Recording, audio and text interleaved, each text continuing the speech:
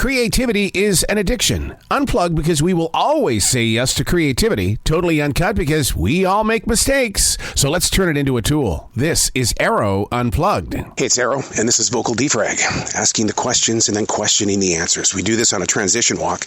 Plus, I also defrag in a journal every single day. We all have questions, and you should discipline yourself to sit down and basically ask the questions instead of hemming and hawing, instead of worrying about stuff that you have no control over. Get control of your personal life by defragging, understanding where you are and how you can grow from it. And if you can't, then maybe you should do a Swedish death cleaning, and that is, if you can't have any value in this, just get rid of it. Just get rid of it. This is Vocal Defrag. This time around, while we walk through this forest in South Charlotte, North Carolina, a transition walk is going through exactly that. You're going through a mental transition. And we walk through this beautiful forest. It's supposed to be like 80 some odd degrees today. The hell. It's only 63 right now, the cloudy skies. So yeah, that kind of stuff plays hell on my heart. But I want to put focus on two words this time around. And those two words are frontline and catalog. Frontline and catalog. For an author, a musician, even for an artist, we all have catalogs. You've heard about these musicians such as Bob Dylan and Mick Fleetwood. They've all sold their catalogs. It's material that hasn't been heard before, or it has been heard. And so we sit there in our own personal lives and create enormous amounts of thought that we put in a catalog. We collect everything and hold on to it for way too long. So what is frontline? Well, frontline versus a catalog is that if it's 18 months old and newer, that's called the frontline. That means the things that you've been dealing with this week at work or in your home, you're frontlining. That says that we can deal with this in the moment of now, and we can work on trying to preserve the good while learning from the bad. So being able to separate your own personal experiences. First of all, you got to understand that I think that everybody is an artist. Doesn't matter what job you do. I don't care if you're a librarian, to a banker, to somebody at the stock market. We are all creative, and we keep catalogs, mental catalogs of our ambitions, our failed dreams, relationships that worked and didn't work, friendships you wish you had, but it will never happen.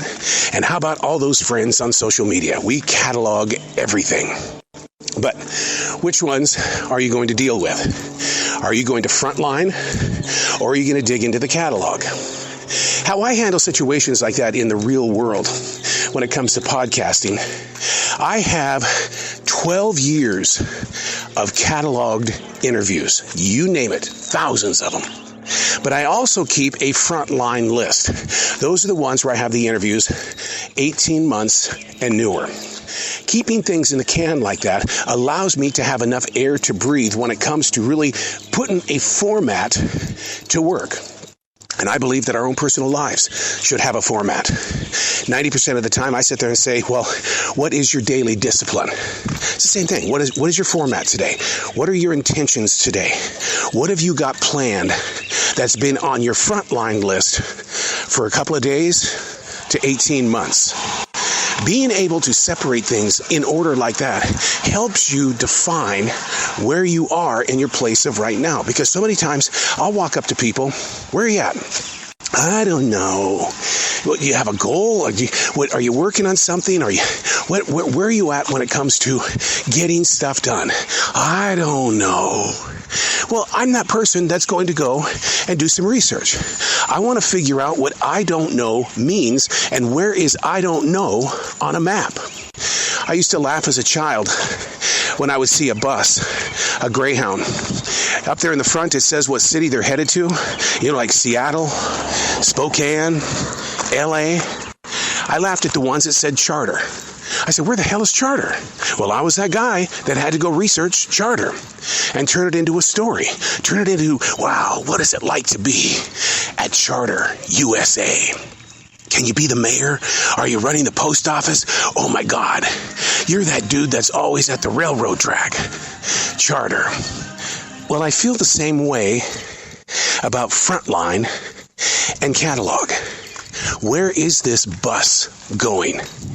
Your bus. You are a vehicle. You were designed before you became a human attraction to be someone who was going to carry a lot of things forward. You inspire, and let's be honest, we all have those moments where people don't want anything to do with us. We all go through it, but we're carrying it forward. On your bus, what does the sign say? What's on your frontline list? What have you been cataloging? What should you do in the way of letting stuff go and doing the Swedish death cleaning mentally? That's a tough cookie, because just like the real thing, Swedish death cleaning, you've got all these objects in front of you that have sentimental value, and suddenly you're challenging yourself to get rid of it? Okay, now you face the picture. What's the new me going to look like? Oh, more anxiety. People always try to revamp or reinvent their entire process of growing forward, when in fact, we're not growing forward. What we're doing is we're spinning circles. I had a guy yesterday tell me this amazing line. It was Bob Crawford from the Avett Brothers. He says, history doesn't repeat itself. People just keep doing the same stuff over and over again. It was like, what? What? It is so true. History does not repeat itself. It's just that we keep doing the same stuff over and over again. We catalog it, or we frontline it. Getting away from those habits is not going to be an easy thing. Living in a place of now, living in the present, is a journey. It's not a one-day thing. It's like becoming a black belt in martial arts. It took me years to get up to the first dan, and then to get up to third dan, it even required more years, with a heart attack somewhere in the middle. Cataloging where you presently stand. There's no such thing. That's frontlining. Where you presently stand is on the frontline list. How you deal with everything 18 months in age and newer is your frontline list. You're probably going to get things done there. Or, if you're going to be like most people, you're going to procrastinate. You're going to set it aside. And that's not a healthy place either. But then there are some scientists that say that procrastination is the greatest thing, because you're relieving your mind, body, and soul of the stresses of constantly multitasking. I wrote about that this morning in the way that why are so many people not focused? We're distracted. And one of the major issues of trying to get back into a well-focused life is multitasking. It says, stop doing it. The mind is sure, it's a beautiful thing. It'll hold on to a lot of information. You have the ability to work like a computer and have several folders open at the same time. But with everything else that's going on in the world, that open folder is creating a major distraction in your life. So now, do you put it on your frontline list, or is it going to become part of the catalog on 18 months and one day? I'm a daily writer. We've talked about this a billion times on Vocal Defrag. Daily writing gives me the opportunity to find out where my head and heart are. First of all, I think everybody should go spend some time with a professional. Listen to the professional. Exercise the mental ability that the professional is going to share with you. And then do it on your own.